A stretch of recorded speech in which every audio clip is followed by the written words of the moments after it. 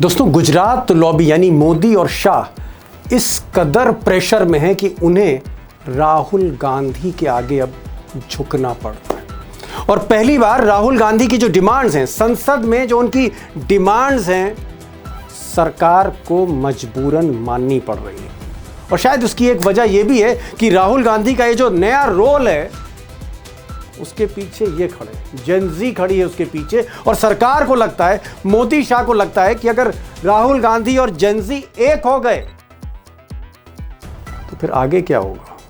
अब राहुल गांधी जो जेनजी के साथ खड़े हैं, वो राहुल गांधी जो प्रधानमंत्री का घर घेर लेते हैं, धरना दे देते हैं प्रधानमंत्री के घर के बाहर, आज तक ऐसा कभी नहीं हुआ। उस राहुल गांधी का असर ये है कि जो अमित शाह 20 जुलाई के बाद, 20 जुलाई मतलब जिस दिन दिल्ली में लाठी चली, गोली चली छात्रों पर, उस दिन के बाद से अमित शाह सदन नहीं आ रहे, न लोकसभा जा रहे थे, न राज्यसभा जा रहे थे। आज सच्चाई है कि अमित शाह को अब मजबूरी में सदन जाना पड़ रहा है। और आज इस सिलसिले में अमित शाह की लोकसभा के स्पीकर ओम बिरला से 1 घंटे बातचीत हुई है। अब राहुल गांधी की लीडरशिप में जिस तरह से समूचे विपक्ष ने पार्लियामेंट को, संसद को ठप कर रखा था 20 जुलाई के बाद से, उसके डर से अमित शाह और नरेंद्र मोदी, पहली बार दोस्तों ऐसा हुआ है कि पूरा मॉनसून सत्र चल रहा है लेकिन प्रधानमंत्री और देश के गृह मंत्री गायब हैं, लापता हैं। और राहुल गांधी ने बाकायदा कैंपेन छेड़ दिया, मार्च निकाल दी कि अमित शाह कहां लापता हैं, अमित शाह जवाब दो या फिर इस्तीफा दो।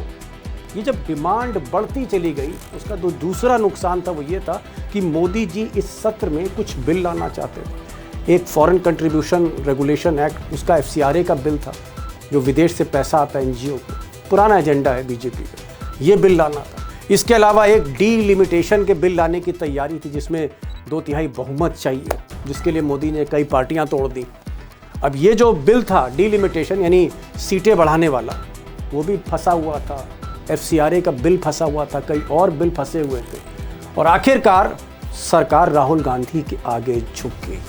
अब अंदर की खबर यह है कि मोदी जी ने फिर अपने संसदीय कार्य मंत्री, ये जो किरण रिजिजू साहब हैं, इनको राहुल गांधी के पास भेजा। कम से कम 2 मुलाकातें हुई। आखिरी मुलाकात जो हुई 50 मिनट की मुलाकात थी। और रिजिजू गिड़गिड़ाते रहे राहुल गांधी के आगे कि साहब किसी तरह से बिल तो पास कराने दीजिए, हम बिल लाना चाहते हैं।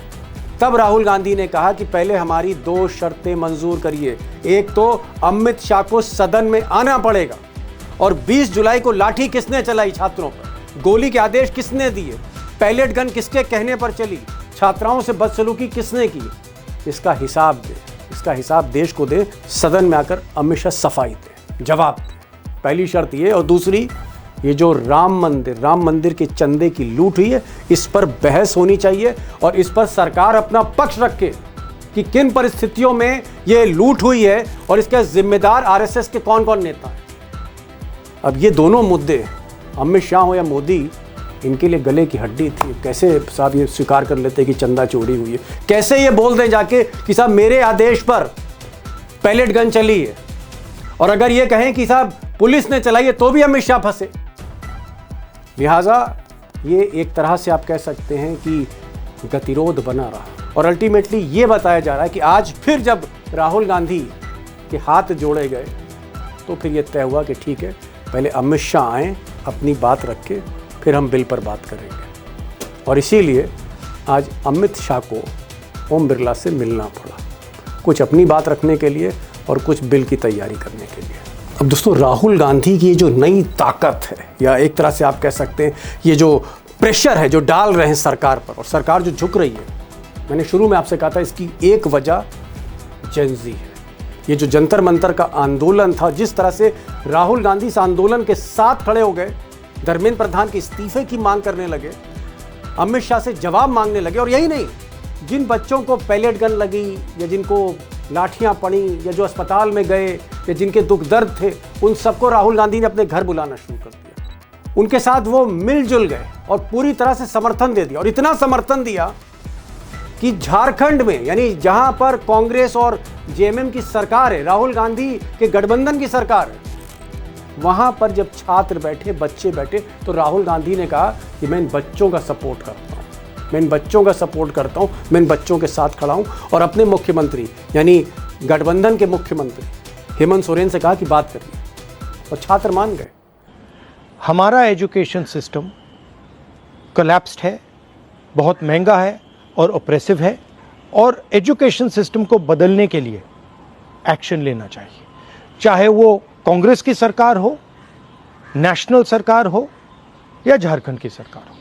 तो ये राहुल गांधी की इस वक्त स्थिति है, और इसका असर ये हो रहा है कि धीरे धीरे जो जेनजी है वो राहुल गांधी के पीछे खड़ा होता दिखाई दे रहा है। और असली डर जो मोदी शाह को है वो जेनजी से है, जो पीछे खड़ा हो रहा है या हाथ मिला रहा है या एक अंडरस्टैंडिंग कर रहा है विपक्ष के साथ। अब दोस्तों, राहुल गांधी की जो नई रणनीति है, या जिस तरह से जेनजी उनके साथ आने लगा, उनसे सहज होने लगा, उससे बीजेपी और आरएसएस तो बिल्कुल घबरा गए। मोदी जी बेचारे रात में 11 बजे 12 बजे रील पर बात करने लगे, रीलें बनाने लगे। मोदी जी फ्रेंड्स करने लगे। थैंक यू फ्रेंड्स, कल देर रात आपसे मिलने का मौका मिल गया। उधर आरएसएस चीफ मोहन भागवत, वो भी जेनजी से, जेनजी मतलब 14-15 साल से लेकर जो 28-29 साल के बच्चे, उनके साथ वो भी घुल मिल गए जेनजी के साथ। और मोहन भागवत ने तो आप कह सकते हैं वो 2 कदम आगे बढ़ गए। उन्होंने कहा ये बच्चे जो हैं इनके साथ प्यार से बात करिए, इनको डिक्टेट मत करिए, इन पर लाठी मत चलाइए, इनको परेशान मत करिए, इनसे प्यार से बात करिए, इनके साथ डिस्कशन करिए। कौन कह रहा है? मोहन भागवत। किसको इशारा है? अमित शाह को, मोदी जी को। प्रोटेस्ट भी कॉन्सेंसस बनाने का एक तरीका है। Lot of views come together and a consensus is evolved after discussion. That discussion may happen through dialogue. और सबसे ज़्यादा डर दोस्तों उत्तर प्रदेश में लग रहा है बीजेपी को, आरएसएस को। उनको लगता है कि जो जेनजी हैं, जो युवा शक्ति छात्र हैं, ये कहीं अखिलेश और राहुल गांधी, ये जो 2 नौजवान नेता हैं, इनके पीछे ना खड़े हो जाएं। और इसलिए वहाँ क्या हो रहा है, वहाँ पर मोर्चा संभाल लिया भाई मोदी जी की जो निकट सहयोगी रही हैं आनंदीबेन पटेल, जो गवर्नर हैं। गवर्नर जो हैं वो गोरखपुर पहुँच गई, योगी के गढ़ में पहुँच गई, और वहाँ पर आनंदीबेन गवर्नर ने कहा कि योगी जी यहाँ स्थिति ठीक नहीं है, हॉस्टल में मेस नहीं है बच्चों के लिए, टिफ़िन से खाना खा रहे हैं, खाना नहीं मिल रहा है, खाना किस क्वालिटी का मिल रहा है, इनके पास सुविधाएं नहीं है, बच्चों को इस तरह से रख रखाव हो रहा है, मैं तो इनके खाने की जांच कराना चाहूँगी, मैं तो ये सैंपल खुद लेके जाऊँगी। कौन कह रहा है? मोदी जी की गवर्नर आनंदीबेन कह रही है। किसको कह रही है? योगी जी को। किसके बारे में? बच्चों के बारे में, छात्रों के बारे में। सुनिए। और ये तो गोरखपुर है, जहाँ स्वयं हमारे मुख्यमंत्री विराजमान हैं, और वहाँ ही ऐसी कमियां रहेगी तो क्या होगा। यूनिवर्सिटी में 9 छात्रावास हैं, जिनमें से 3 गर्ल्स हॉस्टल हैं, एक में रिपेयरिंग चल रहा है, अच्छी बात है। 6 बॉयज हॉस्टल हैं, 2 में रिपेयरिंग चल रहा है। गर्ल्स हॉस्टल में मेस चलती है, बॉयज हॉस्टल में नहीं चलती, वहाँ बाहर से टिफिन में खाना मंगवाते हैं। मैंने तुरंत फूड वालों को बुलाया और सैंपल लिया, और दूसरा सैंपल हम लोगों ने ले लिया कि मैं लखनऊ जाकर सैंपलिंग कराऊंगी। अब सवाल है कि अगले हफ्ते संसद में क्या होगा। आर पार की लड़ाई होगी, राहुल गांधी फिर हावी रहेंगे। इंतज़ार करेंगे सोमवार का क्या होता है। लेकिन बड़ी बात दोस्तों ये है कि कहीं ना कहीं राहुल गांधी जिस तरह से आक्रामक हो रहे हैं, सरकार दब रही है, और जिस तरह से जेन जी जो युवा शक्ति है, झारखंड हो, महाराष्ट्र हो, जंतर मंतर हो, या बाकी स्टेट्स हो, कर्नाटक हो, या फिर उत्तराखंड हो, या फिर उत्तर प्रदेश हो, बिहार हो, जिस तरह से बच्चे यूनाइट हो रहे हैं, और सिर्फ जेन जी नहीं, जो नेक्स्ट जनरेशन यानी जो 2012 के बाद बच्चे पैदा हुए हैं, जनरेशन अल्फा, ये भी आगे बढ़ रहे हैं। सरकार प्रेशर में तो है, मोदी और शाह दबाव में तो हैं, और आगे क्या होने जा रहा है संसद में, यूपी में। आज मैंने इसलिए 2 खास मेहमानों को बुलाया। अशोक वानखेड़े टाइगर हैं, कई सवाल मैंने उनसे किए कि क्या वाकई शाह और मोदी घबराए हुए हैं। और मैंने प्रोफेसर अखिल स्वामी साहब से पूछा है कि ऐसा तो नहीं है कि जेनजी कहीं चुनाव का ही सारा खेल ना अपने हाथ में ले लें। तब क्या होगा अगर उत्तर प्रदेश में जब चुनाव हो रहा है और चुनाव में चौकीदार की भूमिका में अगर जेंजी आ गया तो फिर मशीनों का खेल हो पाएगा, फिर होगा क्या?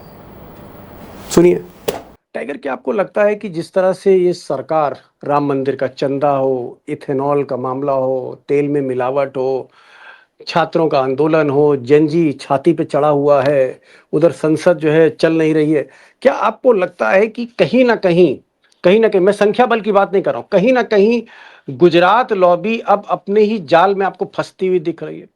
गुजरात लॉबी फंसी है अपने जाल में, लेकिन वो माने तब ना कि फंसे। मतलब जाल मोदी जी को नहीं दिख रहा, नहीं दिख रहा है हम उनको, सबको जाल दिख रहा है। उनको सिर्फ ये दिख रहा है कि मेरा सरकार नहीं जा रही है, नो कॉन्फिडेंस मोशन नहीं आ रहा है। अब आप मुझे बताइए, आप कहते हैं कि मतलब कुर्सी बची रहे, बस ये उद्देश्य। उनको सिर्फ सत्ता में रहने से मतलब है, उनको देश से मतलब नहीं है, विपक्ष से मतलब नहीं है, देश के समस्या से मतलब नहीं है। मणिपुर, मैं आपको सिर्फ 30 सेकंड लूंगा, मणिपुर 2 साल तक जल रहा था, मणिपुर पे बात करने को तैयार नहीं था सदन। विपक्ष ने मणिपुर को लेके नो कॉन्फिडेंस मोशन लाया, विपक्ष मणिपुर को लेके बोला, क्या उसके जवाब में सरकार कुछ बोली? मणिपुर पे सरकार जवाहरलाल नेहरू पे बोली, सरकार इंदिरा गांधी पे बोली, सरकार आपातकाल पे बोली, सरकार विपक्ष पे हंस रही थी, लेकिन मणिपुर पे नो कॉन्फिडेंस मोशन था, उस पे बात नहीं की। तो सरकार ने तभी निर्लज्जता की सारी हदें पार कर रखी थी। इन लोगों की जवाबदेही मांगना मतलब फूटे घड़े में पानी डालना है। किस बात की जवाबदेही दी अभी तक? 2014 से आप मुझे बताइए कौन से बात की जवाबदेही दी उन्होंने? अरे 3 किसान कानून वापस भी लिए तो एहसान जताए किसानों पे, और ये कहा कि मैंने तो अच्छे मन से लाया, किसान समझ ही नहीं पाए कि इस कानून कितने अच्छे हैं। मतलब किसान मूर्ख हो तुम समझ नहीं पाए, मैं तो अच्छा आदमी हूं, मैं तो अच्छा करने के लिए लाया था। प्रोफेसर साहब, अल्टीमेटली 12 दिन बाद या 13 दिन बाद अमित शाह को सदन में आना तो पड़ेगा और 20 जुलाई पे बोलना भी पड़ेगा। अब मैं ये जानना चाह रहा था कि इतने दिन जो पर्देदारी थी, इतने दिन ये जो आप कह सकते हैं घूंघट काढ़ के बैठे थे अमित शाह, घूंघट में थे हमारे गृह मंत्री, आते नहीं थे, घर में थे लेकिन बाहर नहीं आ रहे थे, आंगन में नहीं आ रहे थे। क्या आपको लगता है कि अमित शाह के पास वाकई 20 जुलाई के लिए कुछ बोलने को नहीं है प्रोफेसर साहब? कि बोले तो क्या बोले? एक तरफ अपनी ही पुलिस फंस रही है या खुद फंस रहे हैं, सरकार फंस रही है? क्या अमित शाह इसलिए नहीं आ रहे हैं क्योंकि उनका हर शब्द, चाहे वो अपने डिफेंस में बोले या पुलिस के डिफेंस में, खरबूजा छुरी पर गिरे या छुरी खरबूजे पर, कटना अमित शाह को ही है? देखिए दीपक जी, मुझे ऐसा लगता है कि अमित शाह साहब शायद ये टाइम गेन कर रहे थे, ये जानकर कि क्या परिस्थिति जन्य क्या स्थिति बनती है और हमारे ट्रोल आर्मी और आईटी सेल क्या मुकाबला कर पाते हैं या नहीं कर पाते हैं। लेकिन अब शायद उन्हें महसूस हो गया है, दबाव बहुत ज्यादा है। आपने देखा झारखंड के अंदर नेहा बोरा के साथ आज क्या हुआ, वहां पे एक दक्षिणपंथी बालक ने उसके बाद शाही फेंकी, और किसने फेंकी, क्यों फेंकी, भी आपको पता है। वहां पे वो लोग अपना मार्च निकालना चाह रहे थे विधानसभा तक। इसका मतलब ये है कि देखिए, ये मैं थोड़ा सा वानखेड़े साहब से मेरा मत थोड़ा डिफरेंट, मैं ये मानता हूं, देखिए 2 महीने पहले जो स्थिति थी, 2 साल पहले जो स्थिति थी, आज वो स्थिति नहीं है। आज के स्थिति में भारतीय जनता पार्टी आरएसएस के बीच में भी तलवारें खिंची हुई है। भाई मोहन भागवत जेनजी से वार्ता करते हैं, जेनजी से कहते हैं सरकार को वार्ता करनी चाहिए, बच्चों की कोई गलती नहीं है। वो धर्मेंद्र प्रधान जो कह रहे थे कि ये आतंकवादी हैं जंतर मंतर में बैठे हुए, नितिन नवीन कह रहे थे हमारे कार्यकर्ता इनसे मुकाबला कर सकते हैं। जहां पे कंगना रनौत कह रही थी ऐसी बातें जो मैं जबान पे नहीं ला सकता, आज के तारीख में आरएसएस प्रमुख को ये मैसेज देना पड़ता है बच्चे सही हैं, बच्चों का अधिकार है, और सरकार ने लाठी चला के गलत काम किया है। तो देखिए आज की स्थिति में अमित शाह मेरे ख्याल से बहुत तगड़े प्रेशर में हैं, और ये प्रेशर में सारे विपक्षी दल और सत्ता पक्ष के लोग हैं। उनपे अपनी जनता का दबाव है, अपने जनजी का दबाव है, क्योंकि अगला इलेक्शन उन्हें लड़ना है। यूपी के अंदर भी इलेक्शन होने वाला है, बाकी स्टेट में इलेक्शन होने वाला है। जनता का दबाव है, जनजी का दबाव है, और क्या वोटिंग में होगा, क्या होगा, अमित शाह साहब को कहीं उन्हीं के लोग नहीं घेर लेंगे। मैं इसमें I am keeping my fingers crossed, क्योंकि दबाव गुजरात लॉबी के अगेंस्ट जो भारतीय जनता पार्टी की लॉबी है वो खड़ी हो गई है, और ये पूरी तरह से विखंडित हो गए हैं। आज के तारीख में उनके अंदर यूनिटी नहीं है, ये मेरा मानना है। ठीक, मैं टाइगर असली सवाल पे आ रहा हूं आपसे। क्या आपको लगता है कि अब लोकसभा राज्यसभा अगले हफ्ते चलेगी, नहीं चलेगी, जो भी है, मैं मतलब वो तो एक आर पार की लड़ाई है, लेकिन इस आर पार की जो लड़ाई है, डायरेक्ट मैं तो कहूंगा Rahul Gandhi versus Gujarat lobby, BJP versus Congress, क्या आपको लगता है कि इस लड़ाई का जो पहला नतीजा, जो लिटमस टेस्ट हमें 6 महीने बाद उत्तर प्रदेश में देखने को मिलेगा? बिल्कुल। क्या उत्तर आपको प्रदेश लगता है राम मंदिर का जो चंदे का खेल है, दीपक या फिर भाई, ये जो इथेनॉल का खेल है, क्या दीपक उत्तर प्रदेश आपको लग रहा है कि ये एक लिटमस टेस्ट है? दीपक भाई, ये ताकत असली सारी यूपी में दिखेगी? देखिए, मैंने तो छोड़िए, बंगाल के चुनाव के नहीं बाद नहीं, मैं कह रहा हूं मशीन छोड़ दीजिए, दिल क्या बोल रहा है ये बताइए ना टाइगर। दिल तो बोल रहा है क्लीन स्वीप कर जाएगा, 50 सीटें आना मुश्किल है बीजेपी की। फिर मतलब Akhilesh Yadav clean sweep? Clean sweep मारेगा इंडिया गठबंधन पूरा। इतने लोग परेशान है वहां पे। परेशानी का आलम यह है कि खुद राज्यपाल ने कल गोरखपुर में मुख्यमंत्री स्टेज पे बैठे हुए कहा कि जो धांधली चल रही है और जो भ्रष्टाचार चल रहा है, मैं उसको अनदेखी नहीं कर सकती। और उन्होंने कहा खाना नहीं मिलता। 3 साल पहले बना हुआ हॉस्टल में अभी तक इलेक्ट्रिसिटी नहीं लगी, और नरेंद्र मोदी पूरे गांव गांव में इलेक्ट्रिसिटी देने की बात करते हैं। बच्चों, गोरखपुर जैसे शहर में जहां मुख्यमंत्री का स्थान है, दो है पावर सेंटर गोरखपुर में, एक मुख्यमंत्री है, एक डॉक्टर अग्रवाल है जो अमित शाह के लाडले बॉय है, ब्लू आई बॉय। उनके होते हुए भी वहां बच्चों को 3 साल से हॉस्टल बनाए लेकिन इलेक्ट्रिसिटी का कनेक्शन नहीं मिला। और ये राज्यपाल कहती है वहां पे स्टेज पे सबके सामने, राज्यपाल ने एक और बात कही, यहाँ से सैंपल मैं मेरे साथ लेके जा रही हूँ लखनऊ चेक करने, क्योंकि तुम पे भरोसा नहीं, तुम रास्ते में सैंपल बदलवा दोगे। ये ऑन रिकॉर्ड बोली है स्पीच में। इस इतने बड़ी धांधली में वहां कोई आएगा क्या? अरे लोगों ने राम मंदिर में जाना बंद कर दिया, वहां पे कितना शॉर्टफॉल हो गया देखिए, फुटफॉल का कितना कम हो गया। 25% ऑक्यूपेंसी नहीं रह गई वहां पे, चंदा नहीं इकट्ठा हो रहा है वहां पे, लोगों का विश्वास उड़ गया। ऐसे में लोग इनको वोट देंगे? क्या किया योगी आदित्यनाथ ने जो वोट देंगे, क्या किया नरेंद्र मोदी ने जो वोट देंगे? सारी चीजें उनके खिलाफ है। यही बिहार में थी, यही बंगाल में थी। ठीक, आ रहा हूं टाइगर जरा। प्रोफेसर साहब, क्या आपको भी लग रहा है कि ये जो 20 जुलाई को बच्चों पे फायरिंग, पैलेट गन चली, बिहार में AK-47 चल गई, मंदिर लूट लिया, इसके अलावा एथेनॉल में तेल में जो है खेल मिला दिया उसमें, क्या आपको लग रहा है जो टाइगर कह रहे हैं कि उत्तर प्रदेश में हालत खस्ता है? क्या आपको ऐसा लग रहा है कि उत्तर प्रदेश में हालत खस्ता है और इसीलिए गवर्नर जो है, राज्यपाल आनंदीबेन, वो घबराई हुई हैं? देखिए दीपक जी, मुझे ये लगता है कि निष्पक्ष ही चुनाव होगा। इस बार चुनाव आयोग बेईमानी नहीं करा पाएगा। कारण यह है, देखिए मेरी आशा जो है वो न्यायालय से नहीं है, मेरी आशा जो है इलेक्शन कमीशन से नहीं है, मेरी आशा अब जेनजी से है। आप ये देख रहे होंगे कि एडमिनिस्ट्रेशन और 10-15 गुंडे जिस प्रकार से गाइड करते थे, वोट डलवाते थे, मैं ये देख रहा हूं इन बच्चों के क्रोध को देख के, और जैसे इन पे अन्याय हो रहा है। एक एक गांव के अंदर 200-200 जेनजी खड़े होंगे और ये देखेंगे कि वहां बेईमानी न हो। एक एक आदमी को ये मॉनिटर करेंगे, क्योंकि बच्चों के सामने ये चुनौती रख दी गई है, या तो डंडे खाओ जैसे तुमने जंतर मंतर में खाए, या झारखंड में जैसे वार्ता हो रही है और वार्ता से चीजें सुलझ रही हैं। देखिए मुझे पूरी आशा है, क्योंकि निराशावादी होना मैं उचित नहीं समझता। ये सरकार अगर इस बार बेईमानी उत्तर प्रदेश के अंदर इन्होंने की, मैं सुन रहा था एक बलिया के member of parliament Samajwadi party के कह रहे हैं डीएम साहब से, या तो बेटा तुम बचोगे या मैं बचूंगा, या तुम रहोगे या मैं रहूंगा, बेईमानी मत करना। ये तनाव इतना बढ़ रहा है और जनता के बीच में इतना आक्रोश बढ़ रहा है। अशोक जी की बात से पूरी तरह से सहमत हूं।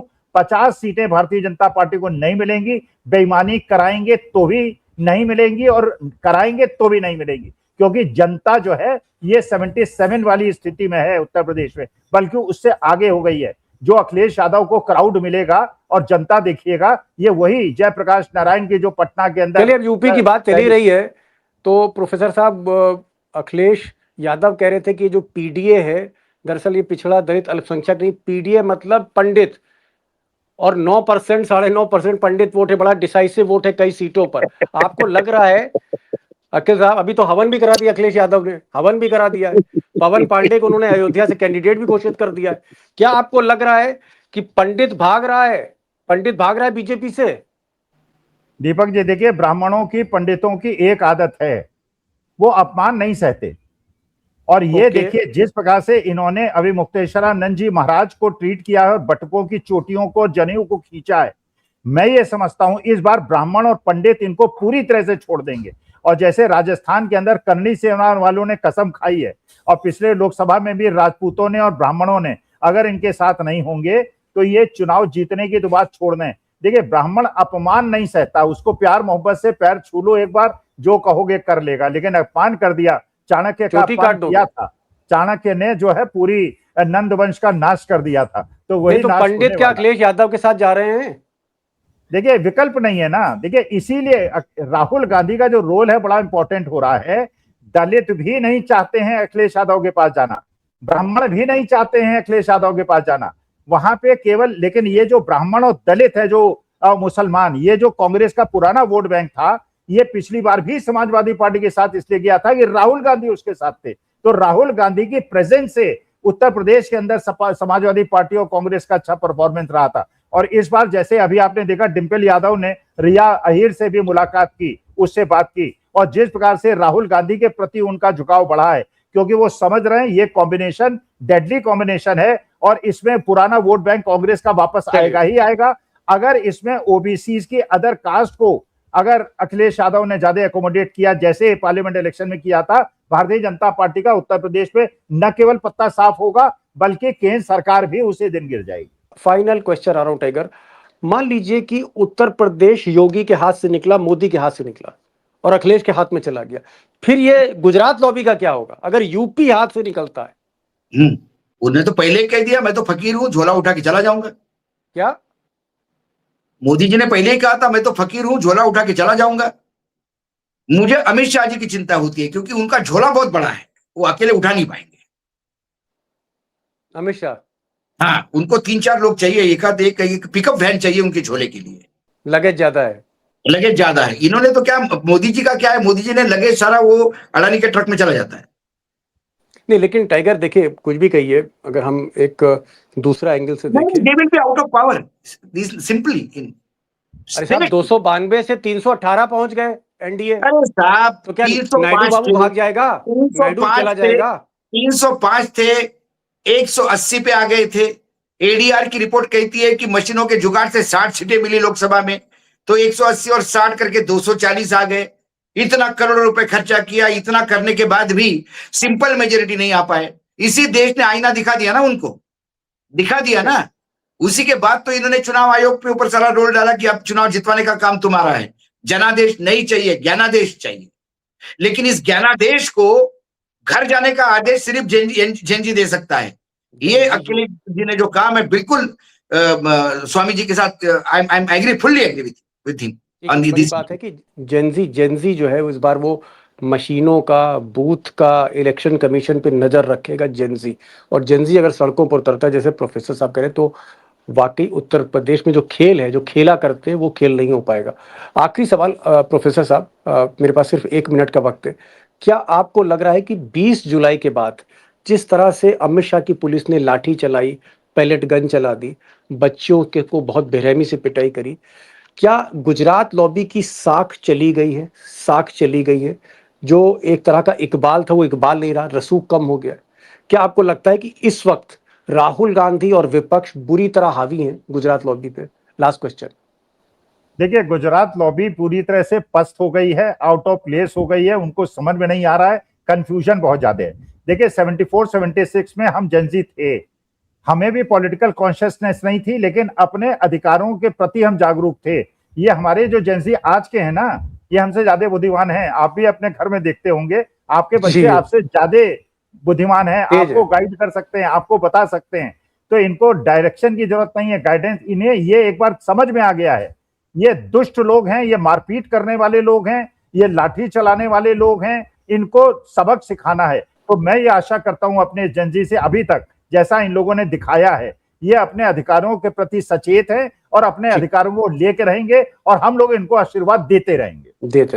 टाइगर हमारे साथ थे और प्रोफेसर साहब हमारे साथ थे, दोनों सीनियर पैनलिस्ट हैं और एक बारीक निगाह रखते हैं। दोनों का एक लब्बो लुआब ये है कि संसद के भीतर जो लड़ाई चल रही है विपक्ष और सरकार के बीच में, यानी राहुल गांधी वर्सेस मोदी और शाह, उस लड़ाई में भले ही राहुल गांधी हावी हों, लेकिन उस लड़ाई की काट मोदी के पास है। लेकिन संसद के बाहर जो लड़ाई जेनजी और गुजरात लॉबी के बीच में, युवाओं के और गुजरात लॉबी के बीच में, उसकी काट नहीं है मोदी शाह के बाद। तो डिसाइसिव फैक्टर जेनजी होगा, और अगर जेनजी सक्रिय हो गया उत्तर प्रदेश में तो फिर अखिलेश यादव की वाहवाही है इस बार। बहुत बहुत शुक्रिया आप आए, प्रोफेसर साहब आप आए, और बहुत बहुत शुक्रिया वानखेड़े साहब, टाइगर साहब आप भी आप आए। Thank you so much both of you for joining this programme.